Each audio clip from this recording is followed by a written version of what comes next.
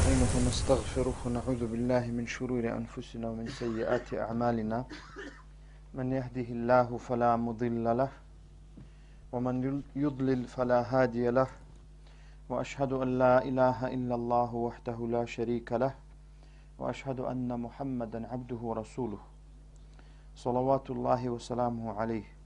أما بعد، فإن خير الحديث كلام الله وخير الهدى هدى محمد عليه الصلاة والسلام وشر الأمور محدثاتها وكل محدثة بدعة وكل بدعة ضلالة وكل ضلالة في النار.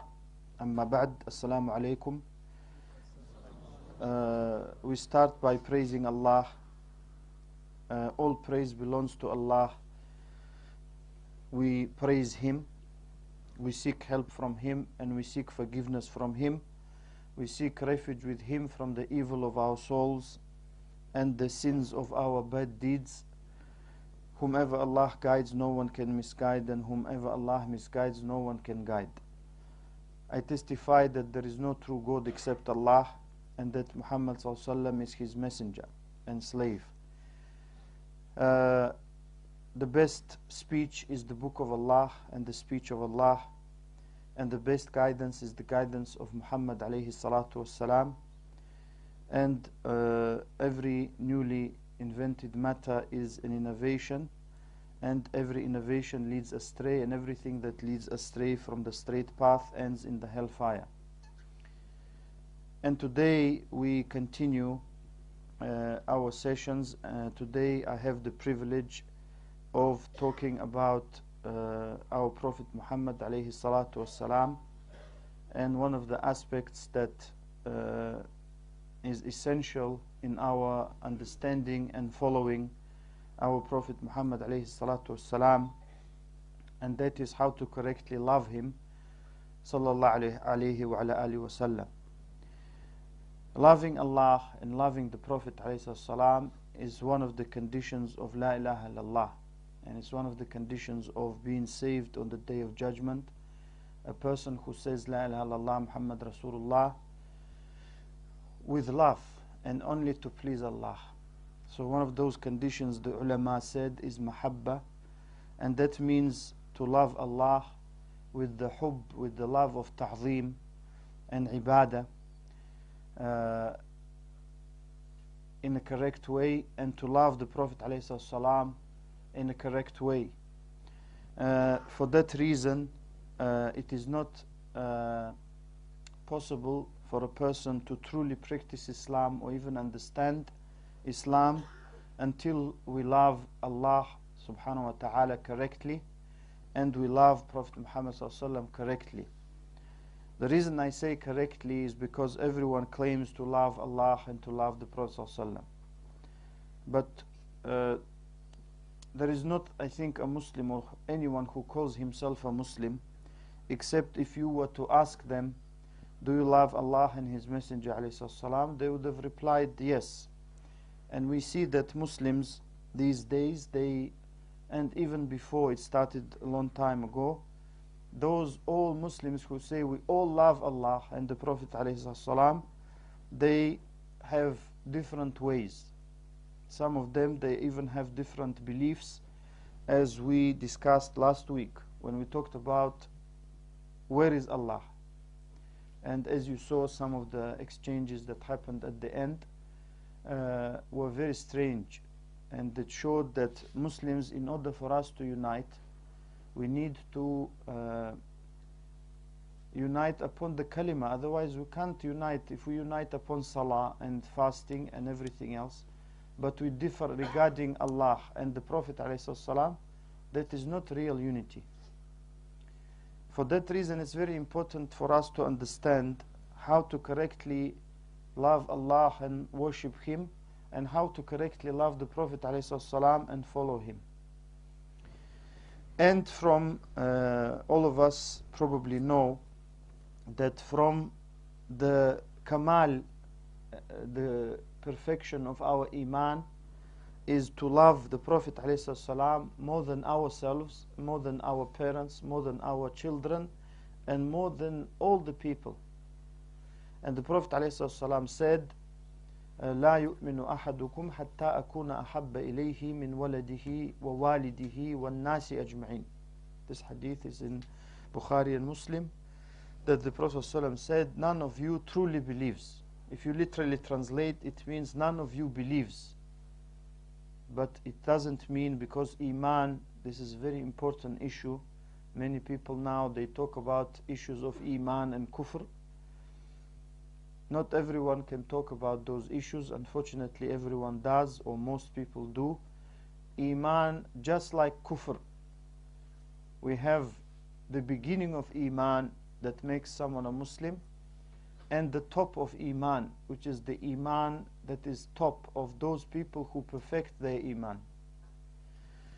And from the perfection of Iman is to love the Prophet ﷺ more than yourself, more than your parents, and more than your children. And there are different degrees between the minimum when a person becomes a Muslim, or he or she is born a Muslim, and they understand what it is like to love the Prophet ﷺ until they reach that level, if they ever reach it. It doesn't mean that they are not Muslims, but their Iman is deficient. And they may have some deficiency which is haram, some deficiency which is makruh. These are very delicate issues which many people don't understand, and they talk about these issues of Iman because these ulama call them a'malul qulub. Loving, hating, hoping from Allah, relying on Allah. All of these are the actions of the heart. So they are the most important actions. They come before the actions of the body. That is why the belief of Ahlul Sunnah, the real Ahlul Sunnah, those who follow the Sunnah, because Ahlul Sunnah means those who follow the Sunnah. Jama'ah means those who unite upon the Sunnah. The belief of Ahlul Sunnah regarding Iman is that it's qawlun wa amal. It's actions and statements. Yazidu wa yanqus. It increases and it decreases. And the ulama, they say that qawlun means qawlul qalbi wa qawlul lisan, the saying of the tongue and the saying of the heart, and that is the belief of the heart. And amal means amalul jawarih wa amalul qalb. Amal means the actions of the body and the actions of the heart. The actions of the heart are love, hate for the sake of Allah. These are some of the greatest ibadat. That's why the Prophet ﷺ, the asl of that hadith is in Sahih al-Bukhari, and I think I mentioned it before in our lectures. The Sahabi, one of the Sahaba who used to drink khamr, and they used to bring him for punishment to the Prophet ﷺ. And some of the Sahaba said, لعنه الله or لعنة الله عليك ما أكثر ما يؤتى بك. You know, he said, may Allah curse you, because how many times they're going to bring you for this? The Prophet ﷺ said to him, don't say that. Yani this person has committed a sin. And most people would join that person in cursing that individual. But the Prophet ﷺ sunnah, that's why we always say, in order to know the Prophet Muhammad ﷺ, we must study his sunnah. It's not what we think he was or he said or something. It is what he really said and did ﷺ. He said ﷺ, don't say that, don't you know he said La ilaha illallah, or that he loves Allah and the Messenger ﷺ. How can the Prophet ﷺ know that someone loves Allah and the Messenger ﷺ? That normally is apparent from certain actions, because we can't know what is in the hearts of people. And the Prophet ﷺ, despite what some people claim, he doesn't know what's in the hearts of people. He doesn't know the ghaib, except, we discussed that issue before, the unseen, except what Allah allows him to know. For that reason, the ulama of Islam, including Shaykh al-Islam Ibn Taymiyyah rahimahullah, they said the reason the Prophet ﷺ defended this individual was because he, even though he committed a sin, he also did one of the greatest ibadat. One of the greatest acts of worship is to love Allah and the Messenger ﷺ. For that reason, it's very important for us to know that the person's iman increases and decreases depending upon how much he loves Allah and how much he loves the Prophet ﷺ and everything else that follows that love.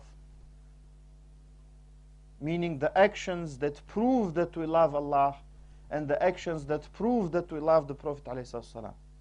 That's why the ulama say a person who abuses Allah and abuses the Prophet ﷺ is a kafir. Why?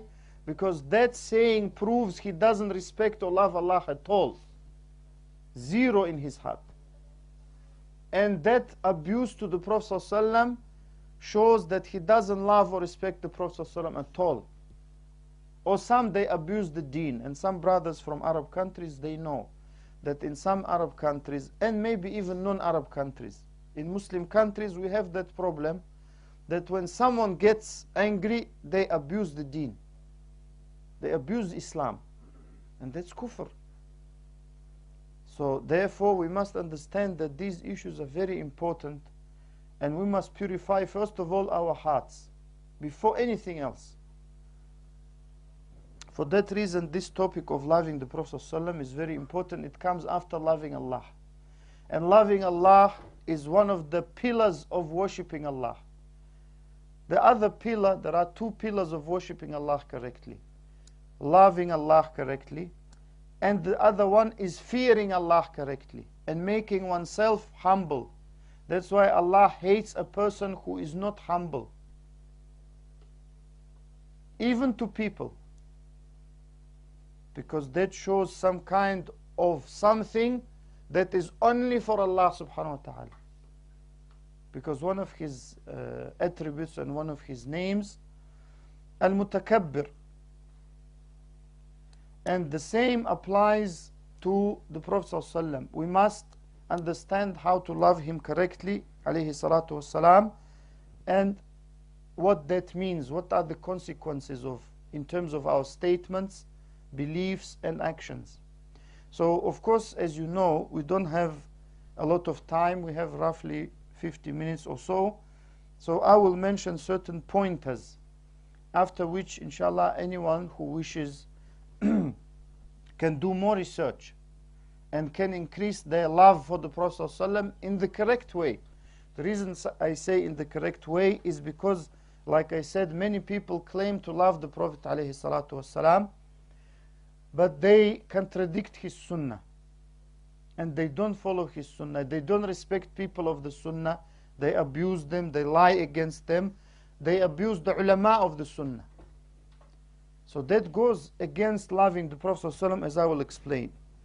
So we must love the Prophet ﷺ for a few reasons. First of all, in relation to who sent him, alayhi salatu. Because Allah subhanahu wa ta'ala, as we know, sent him. Because Allah said, Inna arsalnaka.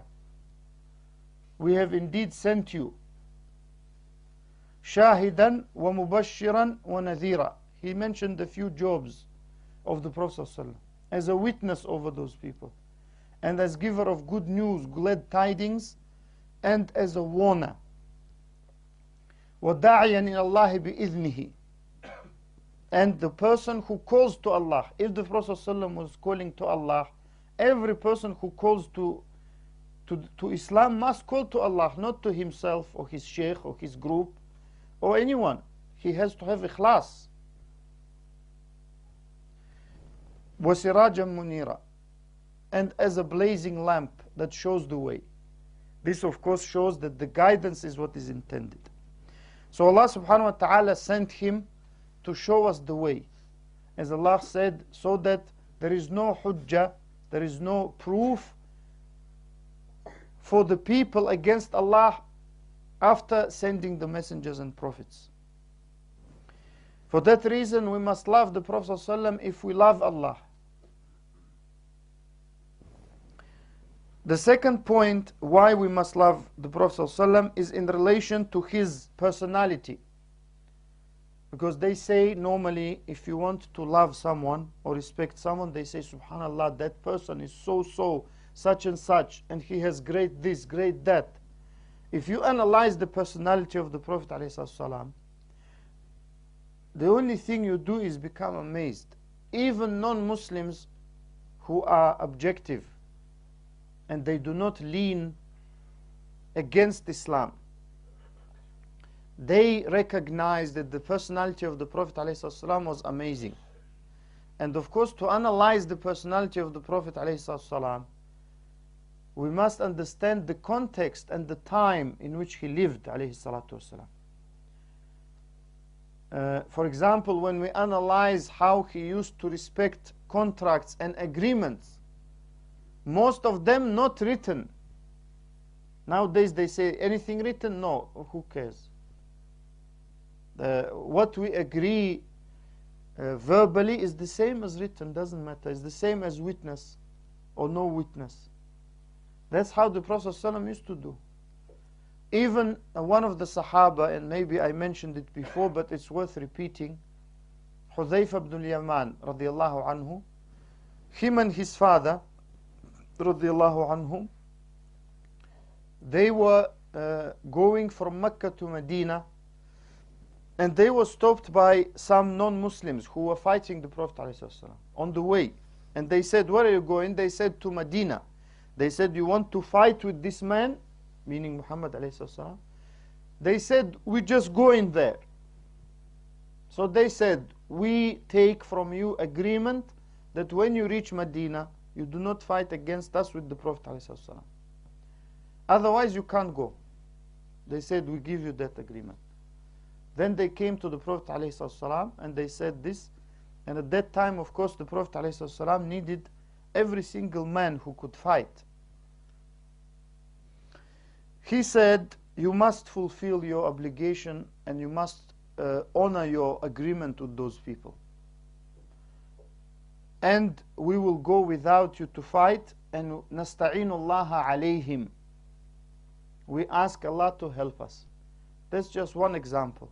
Of course, the Sulh al-Hudaybiyah, I mentioned, I think, in the khutbahs and in the talks, the agreement of Hudaybiyah, and I advise all brothers and sisters to go to Sahih al-Bukhari in the book of Shurut, conditions, and to find it, Shurut in the war or something, and to read that hadith. That is very important hadith. It was agreed in the year 6th after Hijrah. And the story is very amazing. All of these things, they show just one aspect, the honoring of the Prophet ﷺ agreements, however difficult they are, unless, as Allah said to him in the Quran, the other party doesn't honor them. Then he has a choice and sometimes an obligation, as the Muslims have, to not honor that agreement, as the Prophet did with some people who helped others against him to fight him, alayhi salam. For that reason, that is just one aspect. And of course, we all know, إِنَّكَ لَعَلَى خُلُقٍ عَظِيمٍ. Allah subhanahu wa ta'ala said, you are upon a great degree of character and manners. And Allah said, وَلَوْ كُنْتَ فَضًّا غَلِيظَ الْقَلْبِ لَانْفَضُّوا مِنْ حَوْلِكَ. That if you were very harsh, with a heart that is hard, not soft, they would have run away or dispersed from around you. And also Allah described him alayhi at the end of Surah At-Tawbah, بِالْمُؤْمِنِينَ رَؤُوفٌ رَحِيمٌ. He is kind and merciful towards the believers. This ayah shows that a person can be called Rahim, but not Rahman. Because Rahman, the meaning is only for Allah. So also the Prophet ﷺ said, إِنَّمَا بُعِثْتُ لِأُتَمِّمَ مَكَارِمَ الْأَخْلَاقِ.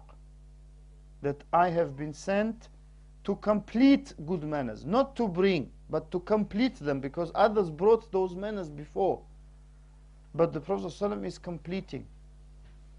And look, Ikhwan, sometimes we think we are having a difficult life and we're going through difficulty. Just read some of the difficulties the Prophet ﷺ had. And your life will seem like luxury, like you living like a king.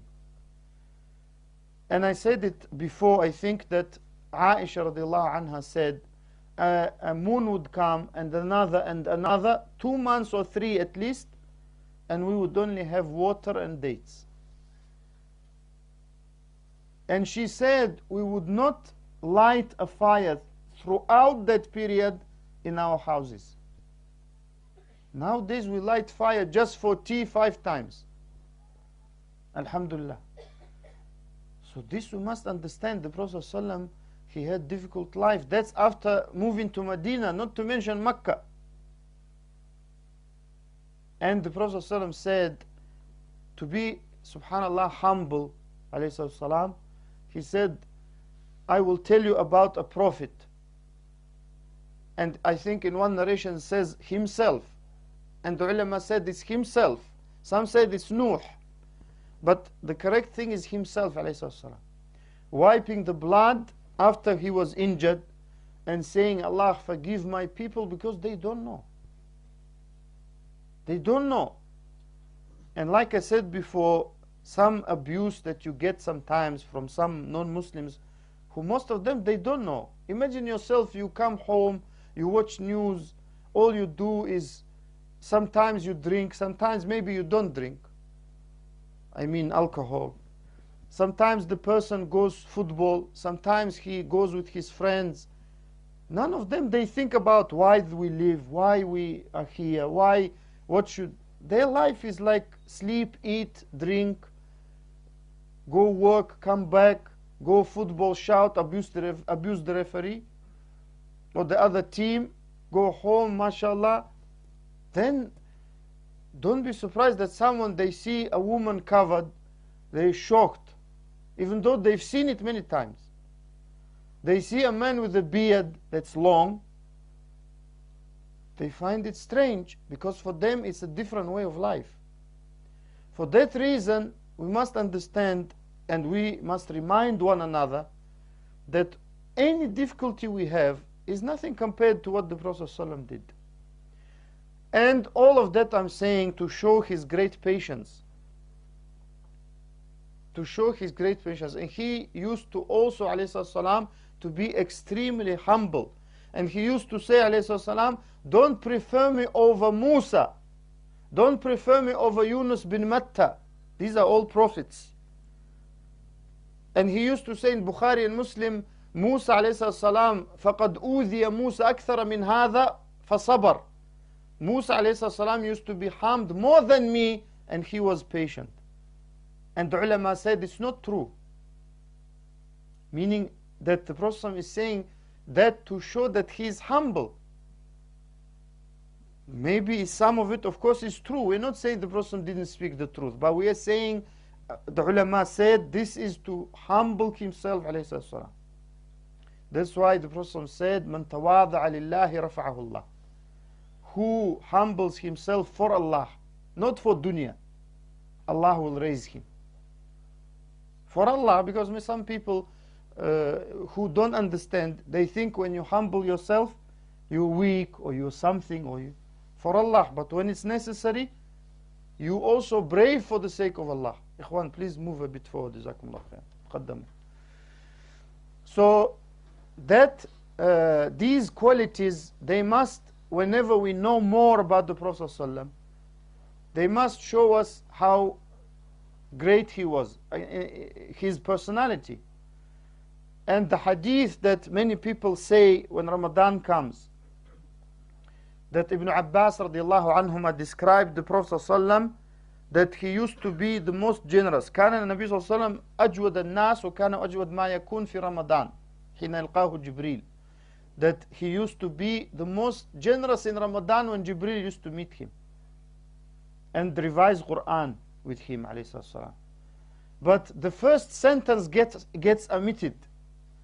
The Prophet ﷺ was the most generous of people before Ramadan and after Ramadan. But in Ramadan he used to increase it. And he used to say, I don't wish to have any yellow or white, meaning gold or silver, in my house, except I like to distribute it among you. And once he said, they did iqamah, salah. They said, Allahu Akbar, they're ready to pray now. The Prophet said, stay where you are. And he went and came back, and the Sahaba then asked, he said, there was some gold which I feared if I don't distribute, it will be something. The Prophet ﷺ used to say, you ask me and I give you, you ask me and I give you, you ask me and I give you, until I have nothing. وَلَن تَجِدُونِ بَخِيلًا. You will never find me bakhil. You will never find me. This is one of the great characteristics of a Muslim, like I said today in the khutbah. It's one of the great characteristics. It's very bad to see a man who is ruled by his money. He's slave to it. That's very bad. And maybe some of you know such people. I know many, unfortunately. But we also, alhamdulillah, we shouldn't say like some people, oh, Muslims all bad. No, we have a lot of good people who spend a lot, mashallah, jazakumullah khair, who spend a lot. And they follow, if they have the correct niyyah, the correct intention, and they spend because it's the sunnah, they will get great reward. Which you can't imagine. The Prophet ﷺ said, this small, less than a meter, the whip, I mean the biggest whip is a meter maybe. Whip, yeah? Which is sawt, with sin. That لموضع صوت أحدكم في الجنة خير من الدنيا وما فيها. Is better than the whole dunya, and that space in Jannah, in paradise, is better than the whole dunya and whatever is in it. So imagine you get just that. And of course the person who is the smallest in ajr in the Jannah, the one who will, is long hadith, but at the end Allah will give him like this dunya and 10 times more. That's the smallest ikhwan. And he will keep saying, oh Allah, turn me, because he will be facing the nar. Because he will be taken from the nar.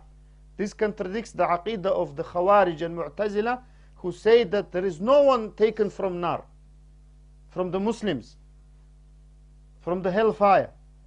Ahlul Sunnah, we believe that as the Prophet ﷺ told us. So his face is and it's hot. And he will say, oh Allah, turn me away from the nar. Allah will turn him.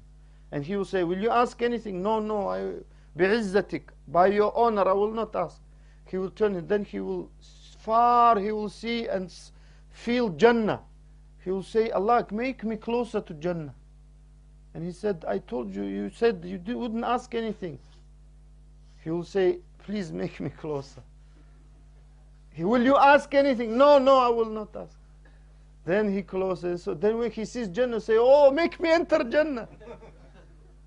Because it's too good. So then we have in this hadith the sifa, the attribute of dahik.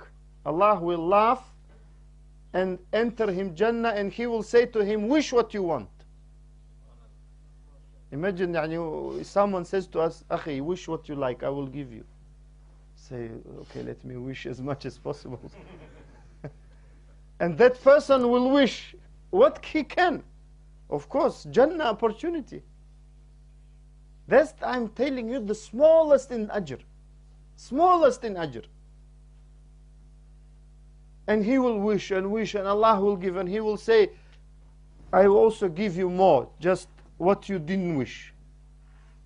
And he will say, I give you dunya and 10 times more. 10 times more. And now people are killing each other for some part of the dunya. Small part. It's not even all the dunya. If you analyze 1 billion pounds or dollars, it's nothing in the dunya, really. So people are killing each other. So we have to try and realize that just by following the Prophet ﷺ, a little bit, Allah gives great reward. That's why a true believer, he doesn't care about the problems in the dunya, because he's patient. Allah is trying him. It's just a trial. He knows that inna ma'al usri yusran, that after every ease there is, after every hardship there is ease. For that reason, the Prophet ﷺ was patient. And you remember the story of At-Ta'if, very famous, when he, alayhi salam, Allah sent the angel Malakul Jibal who said to him, I've been sent by Allah because those people abused you, disrespected you, and he saw what they did to you. So tell me what I do. I will do anything you want. And imagine if someone is angry and they didn't throw things at the Prophet themselves. They said sufaha, those people who are stupid and children or someone, to humiliate the Prophet ﷺ. And someone who is like that, you have some feelings, of course. And therefore the person has natural feeling of retaliation. The Prophet ﷺ said, no, I hope Allah will bring from those people someone who will worship him alone. And now Ta'if, mashallah, yani Ta'if. We know that Ta'if is Ta'if. Ibn Abbas radiallahu anhu died there. Now his grave is in Ta'if. And Ta'if now, mashallah, Muslim, and they worship Allah, alhamdulillah. So knowing the personality of the Prophet ﷺ is very important, because many Muslims, they don't know his personality. Therefore, if we don't know his personality, our love is weak for him, alayhi salam. Our love is weak. And if we don't know his personality, alayhi salam, that will replace something, that will be replaced by something else. And of course we can talk about it a long time, but we have limited time. So his personality, his appearance, as Anas described him, Ali radiallahu anhu described him. You know, the Sahaba were ready, ikhwan, to die for him, and they considered it great achievement. Why? Because of all of that. Because of all of that. And how he used to be with them. Every hadith almost you see, kunna inda Rasulullah sallallahu alaihi wasallam. We were with the Prophet sallallahu alaihi wasallam, with the Messenger of Allah alayhi wasallam. The hadith of Umar when Jibril came, kunna julusan inda Rasulullah sallallahu alaihi wasallam. We were sitting with the Prophet sallallahu alaihi wasallam. So how much he sacrificed for his ummah, and how much he used to give time. And his wives used to live in a room. Now, mashallah, if we live in a room, we consider we are homeless. You know, I live in homeless accommodation. What do you have? One room. It's true. And the Prophet ﷺ, Aisha and every other wife used to have a curtain. And people used to come. That's why Allah told them in Surah Al-Ahzab, don't just stay there talking and things. He has just a room. Yani you inconveniencing the Prophet ﷺ. And he's shy to tell you. And Allah la yastahi min al-haq. Allah is not shy to tell you off and to tell you the truth. And yet with this he used to bring people to eat. And now we have 2 bedroom, 3 bedroom, 4 bedroom. Sometimes we don't know what to do with the 4th bedroom or 3rd bedroom. And we very rarely have, some people don't know even our house. That's shame. That's not the way of the Prophet ﷺ. And yet he died, and his dir', his fighting armor, was murtahan, mean as a security, as guarantee, was given to a Jewish man for some food. And of course there are many hikam why Allah made it like that. One of them is that people, enemies of Islam, don't accuse him sallallahu that he did it for money. Like now, when we talk about the ulama, they say, oh, scholars for dollars. That's very nasty saying, to be honest. And they say many other bad things. Yes, we have scholars for dollars. We don't deny. There are people who just do fatwa and others for money and for dunya and for position. It's true. But the ulama who sunnah, from loving the Prophet ﷺ, as we will come now in a few minutes, is to love the ulama of sunnah. So also we must love the Prophet ﷺ in relation to his message and his da'wah. Because his message ﷺ and his da'wah, his call, is not to himself, even though he could have called to himself. None of the Prophet ﷺ, all prophets ﷺ, da'wah is to themselves. They all say, اُعْبُدُوا اللَّهَ لَا تُشْرِكُوا بِهِ شَيْئًا أَوْ مَا لَكُم مِّنْ إِلَهٍ غَيْرُهُ. That worship Allah, you have no God or no one to worship except Him. The same, the Prophet ﷺ, as we said, أُدْعُ إِلَىٰ رَبِّكَ. There are many ayat in the Quran where Allah subhanahu wa ta'ala said, call to your Lord. Ud'u ila sabili rabbik, call to the path of your Lord, and everything else. And his call, despite what enemies of the Prophet ﷺ and enemies of Islam claim, his call is not terrorism. Where is terrorism? When he forbids to kill the women and children, women who don't take part in fighting. Otherwise, woman soldier is a soldier. But women who don't take part in fighting. The monks who worship others than Allah, they do shirk full time. Or not?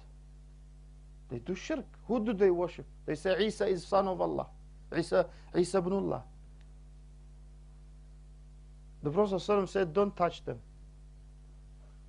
Where is his call terrorism? Even the people who come to the Prophet ﷺ and say, like Ma'iz, one of the Sahaba radiallahu anhum, he committed zina. Now people, they say, look, Ya akhi, Saudi, there is zina. Subhanallah. Ya akhi, there is Sahaba who committed zina, ikhwan. Doesn't mean we accept zina. No, but in those times even happened. Were you supposed to stand with a gun about every house, don't do zina?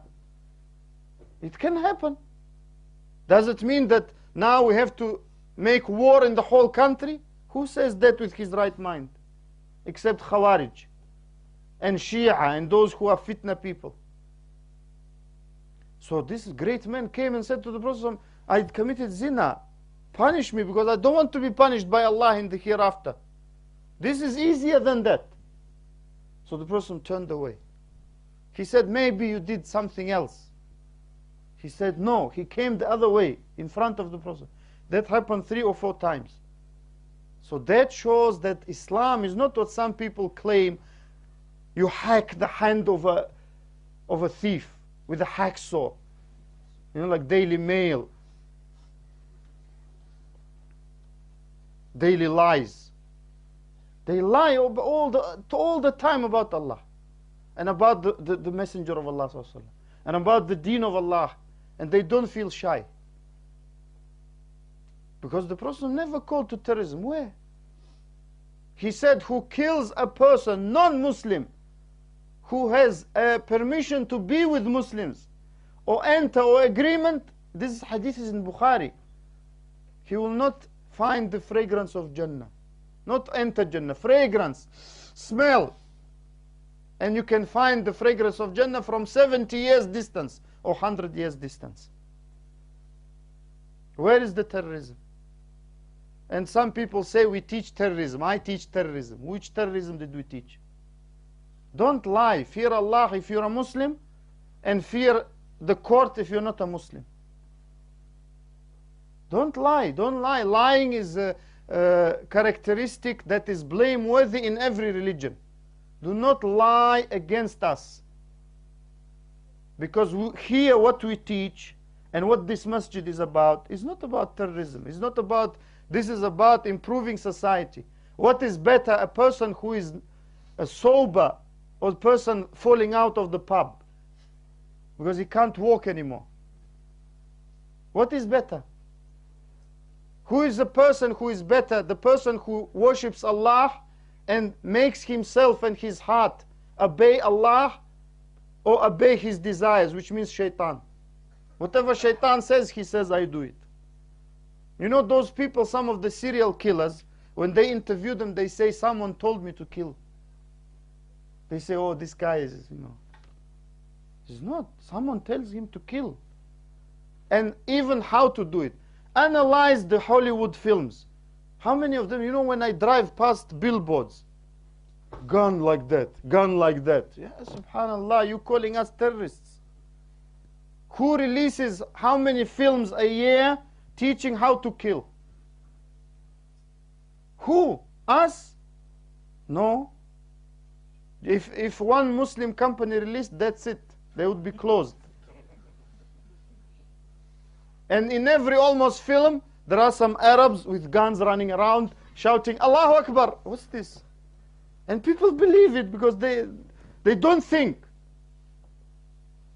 So if they see you with a thobe, someone actually said to us, and some brothers with us, where did you leave your camel?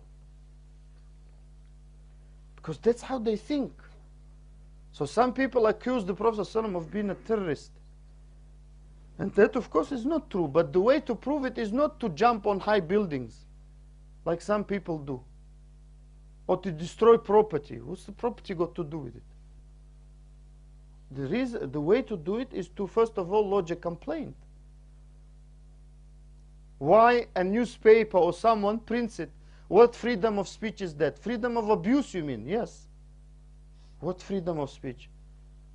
Can I write F words in the Daily Telegraph? It's freedom of speech. FF is the article. Swear words. Can I write swear words? No. So where is the freedom of speech? That means there are limits. So if there are limits, don't abuse Prophet of Islam before you know who he is, alayhi salam. Because what you write are lies. Lies. And when we invite the BBC and everyone else, they don't turn up. Why? Because it's not interesting. Islam calls to goodness. Who's gonna? Or someone today, I think Brother Shafiq told me, Imam has been removed due to death threats. That sells. Death threats. You know, the person who has no brain left because he reads Daily Mail and Express and he watches TV. So, oh, Imam, oh, death threats. Look, mate, death threats. This Imam, you know those crazy Muslims. Who believes that anyway? I don't know. Is anyone left who believes it? There must be someone who watches Fox News or something like that. Even many Americans call it fact-free zone. Maybe Foxes watch it. I don't know. It's Fox News. And even the name is strange. Yani. Why is Fox News? Have you ever thought? You know, I have this thing about names. So the point I'm making is the personality of the Prophet ﷺ is very important to know, and his da'wah and his message very important to know. For that reason, we love the Prophet ﷺ and we hate anyone who talks bad about them, and we explain the truth. We must. If we can't, then we ask those who can. We don't take the law into our hands and do bad things. Also, we must love the Prophet ﷺ in relation to what he has brought to mankind, not just to Muslims, to mankind. Many things, principles they use, but many people don't know that Islam brought it and the Prophet ﷺ brought it. And people, of course, nowadays they know that those laws, and of course when I think the Archbishop of Canterbury, he said good things about Islam, they nearly assassinated him. Why doesn't anyone say about that freedom of speech? That's his opinion. He said something good about Islam. Oh, that's a crime. We didn't know that. That's a new crime. To praise Islam is a new crime. And some people went as far as to say he must resign. Why should he resign? You say it's freedom of speech. So his opinion is many things that Islam stands for would benefit British society. Why not? Who said that someone is forcing people to become Muslims? No one said that. He never said that. But of course many people, their job is to twist things. They get paid for it. And Allah said about the Prophet ﷺ, إِنَّكَ لَتَهْدِي إِلَى صِرَاطٍ مُسْتَقِيمٍ. You indeed guide to the straight path. And from the Sunnah and from following the Sunnah is to reward someone and repay the goodness if someone does good to you. How can we repay the good the Prophet ﷺ has done to us? We can't repay that. The least we can do is to love him ﷺ and follow his Sunnah. And it is not possible for us to love the Prophet ﷺ except by knowing his personality, his appearance, his seerah, his biography, his manners, and his deen. It is not possible for us to love someone. If someone says, you know that brother, do you know him? Yeah, I've heard of him, but I don't know much about him. It's not possible to love or hate that person because you don't know much about them. So the more we know about the Prophet ﷺ, including his deen, those three things are things we're going to be asked in the grave.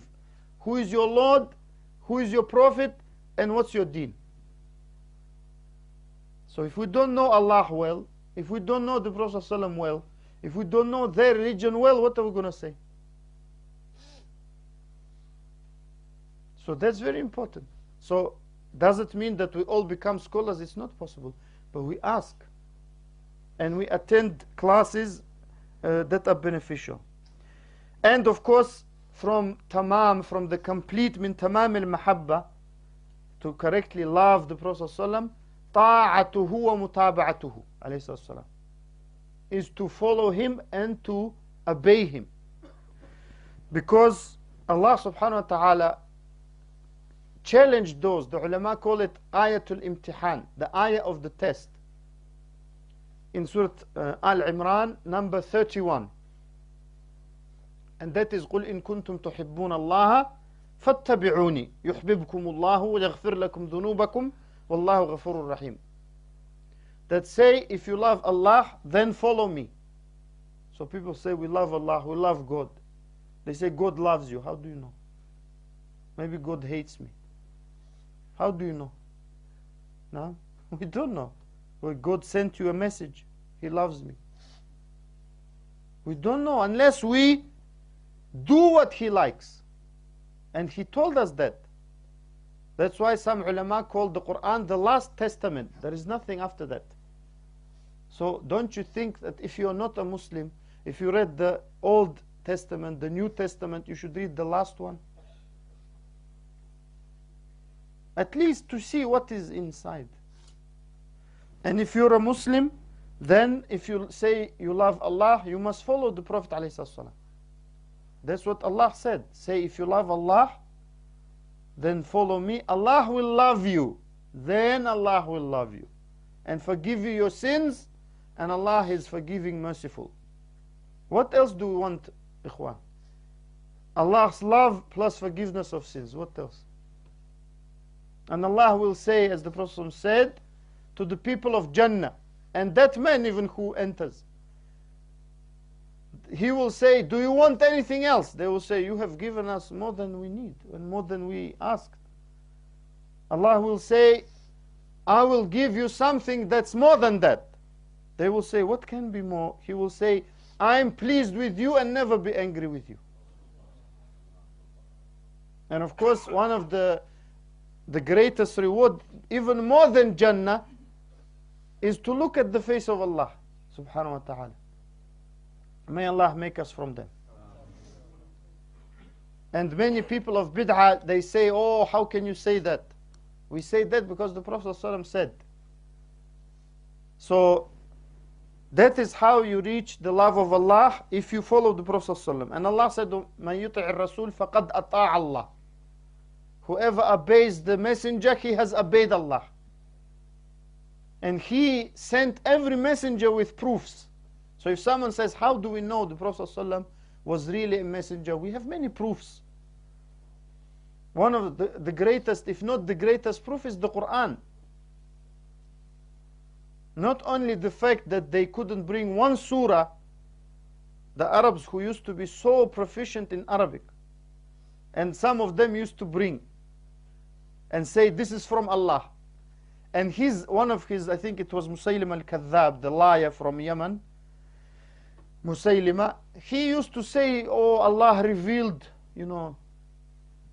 So one of his friends said, you know that I know that you're a liar.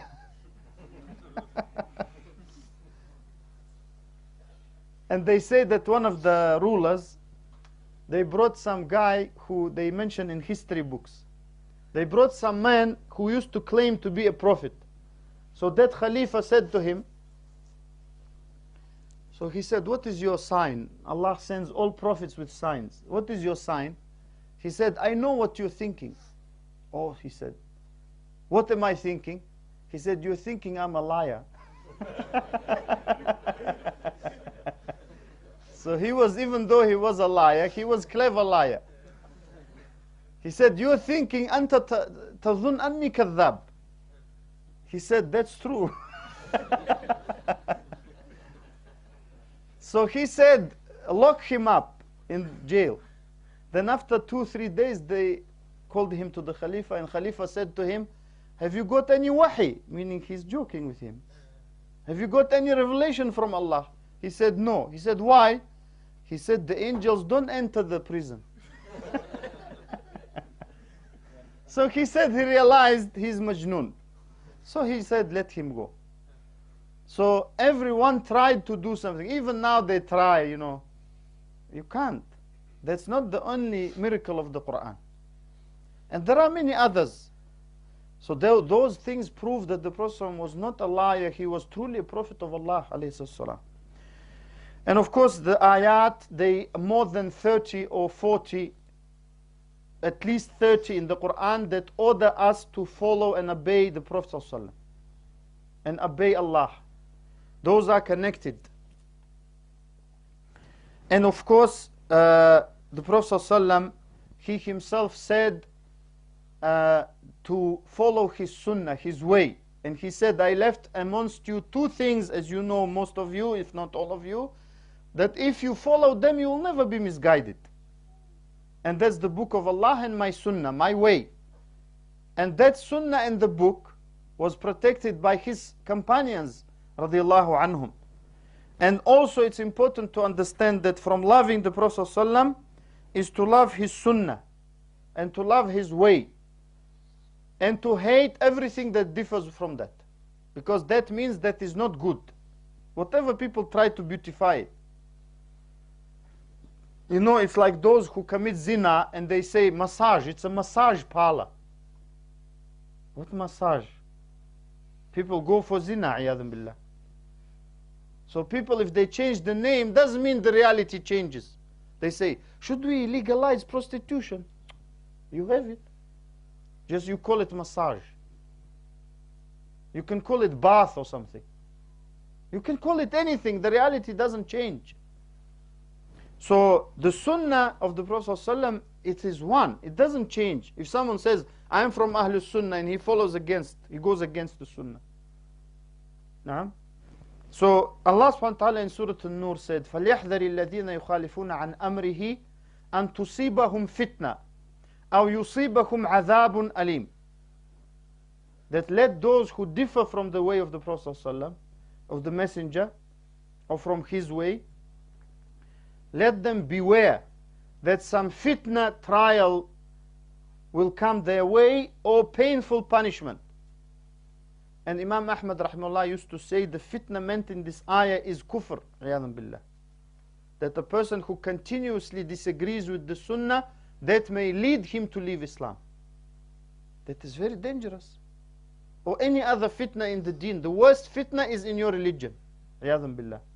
If you could do Fajr and then suddenly you can't get up, that's fitna. You used to do Fajr before Imam, you come to the masjid. You do Adhan even. You open the masjid maybe. But something happened in the heart, not in your body, in the heart. All of these happen in the heart, most of them. And you can't get up for Fajr. That's a fitna. That means you have to look at yourself and what you think and feel towards others, towards Allah, towards the Prophet ﷺ. Or any other fitna, maybe in your family life. Also hadith, the great hadith, because we have 2 more lectures left, and they, of course, in my view, an extension to this one. It's about the Sahaba and Ahlul Bayt, the relatives of the Prophet ﷺ and his Sahaba, and also about bid'ah. They related directly to this topic.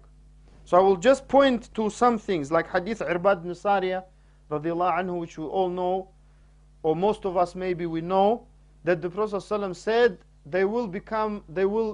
those of you who live long time will see great difference, which we see now. Every village or town has its own Islam. They call each other names. They do takfir of each other. They say they are not Muslims, they're kuffar, they're this, they're that. So the Prophet said, then you have to, when you see that, stick to my sunnah and the sunnah of the rightly guided khulafa, and bite onto it with your molar teeth. And I warn you against the newly invented things. Also, the Prophet ﷺ said that this nation will divide into 73 sects. This hadith is also mutawatir, the ulama said. Not only is it authentic, it's been narrated by many people through many chains of narration. That this ummah will divide into 73 sects, all of them in the hellfire except one. The fact that the Prophet said this ummah means the Muslims, but that doesn't mean they're kuffar. And some ulama said it means some of them may be kuffar. But what concerns us is not 72. It concerns us is one. That's why Sahaba said, who are those one? They're not worried about 72. They're worried they may not be with that one. And the Prophet said, they're jama'ah. Everyone can say we are the jama'ah. We are the group, we are the unity. But the Prophet said in another narration, what I'm upon today, ma ana alayhi al-yawma wa ashabi.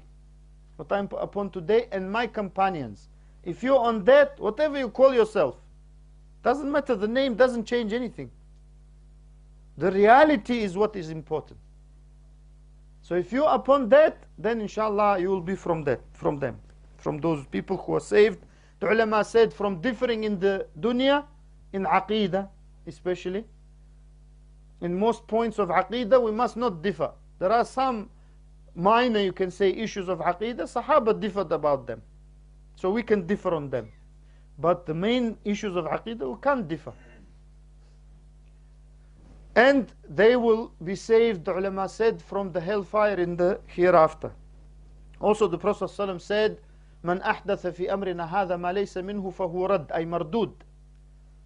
Whoever innovates in this religion of ours or in this affair of ours will have it rejected. If someone says, I didn't innovate, I just do, someone innovated, then we have another version of this hadith that says, من عمل عملا ليس عليه أمرنا فهو رد.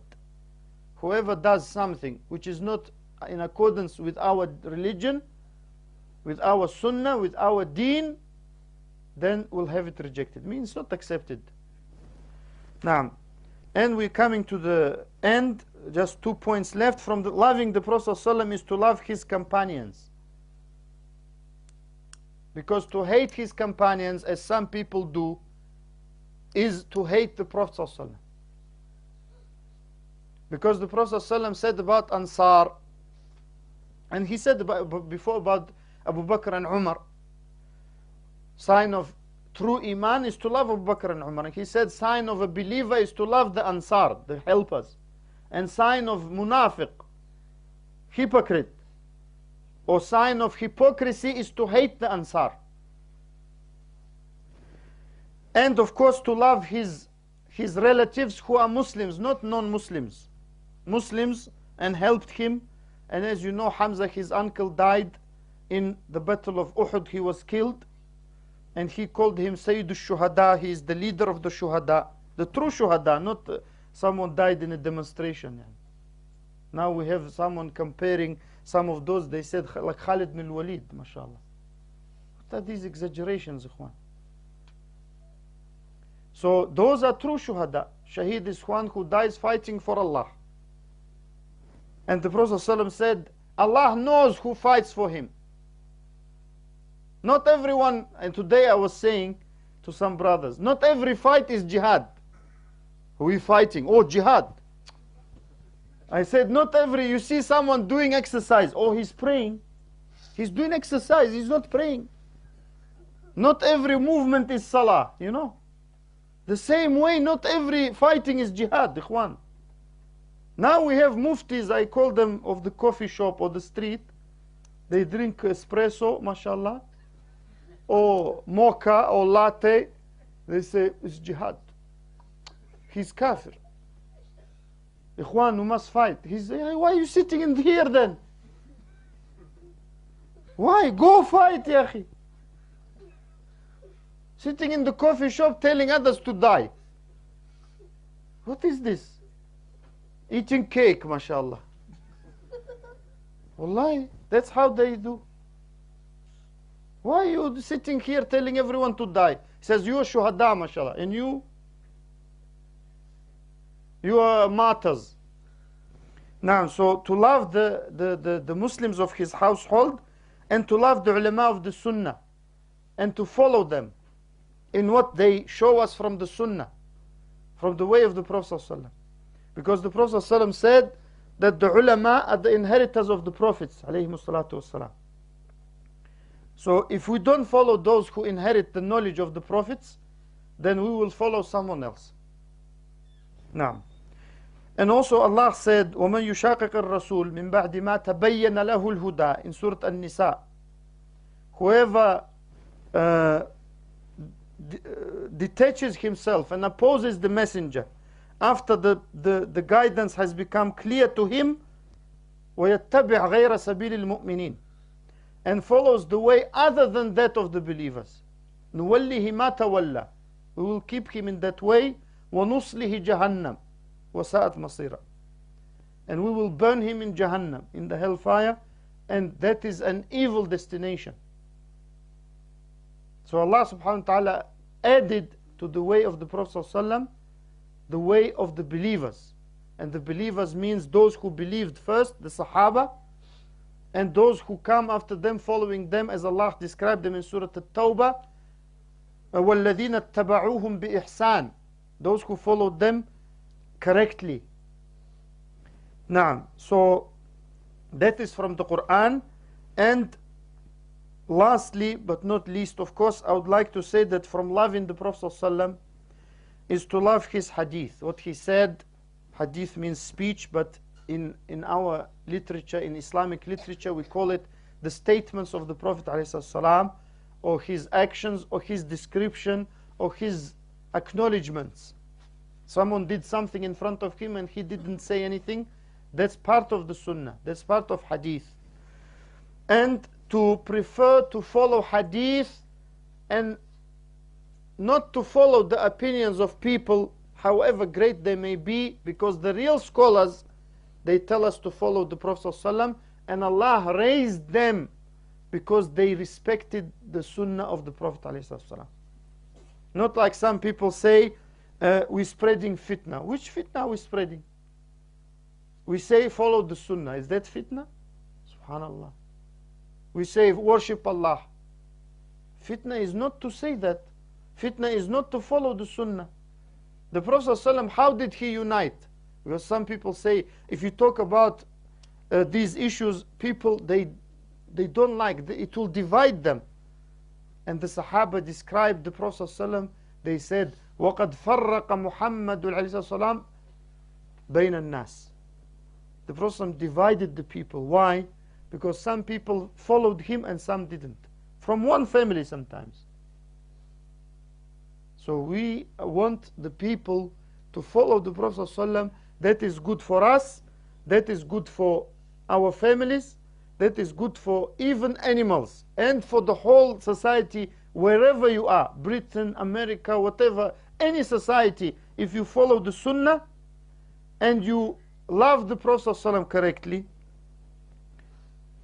and you hate bid'ah, newly invented, and bid'ah doesn't apply to, linguistically it applies. That's why some ulama said, like Imam Nawawi rahimahullah, that there is bid'ah wajibah, bid'ah that is obligatory, not just hasana. But he meant, rahimahullah, and by examples you can see that he meant those things not to do with the deen, like improving roads and making things for the government. He said that's an obligation upon the government and upon some people to improve the life of the people. But of course all ulama agree, as far as I know, that to innovate in the deen and to deliberately differ from the sunnah is haram. And Imam Shafi'i rahimahullah, he said it is not permissible for anyone who knows that a hadith is authentic, sahih, authenticated by some ulama or one of the ulama of the sunnah, to leave it for anyone's opinion. And the ulama said that, ikhwan. That's why I say those who say we are Shafi'i, Imam Shafi'i said it. Those who say we are Hanbali, Imam Ahmad said it. Those who say we are Hanafi, Imam Abu Hanifa said. Those who say we are Maliki, the same. All ulama said, you are not a alim until you respect the Prophet ﷺ. You're not a alim. You're not even a good Muslim if you don't respect the sunnah of the Prophet ﷺ. And from the respecting the hadith is to respect the books of hadith. To respect the books of hadith, not to put them on the floor, not to put grapes on them, not to put tomatoes with onions on them. I've seen it with my own eyes. That's a disrespect to the books of the Sunnah. And to respect the ulama of the Sunnah and hadith. And that I mentioned, the ulama generally who follow the Sunnah, but especially those who deal with hadith, because they protect the hadith and the guidance of the Prophet ﷺ for us. So may Allah enable all of us and the Muslims to truly respect and love the Prophet ﷺ,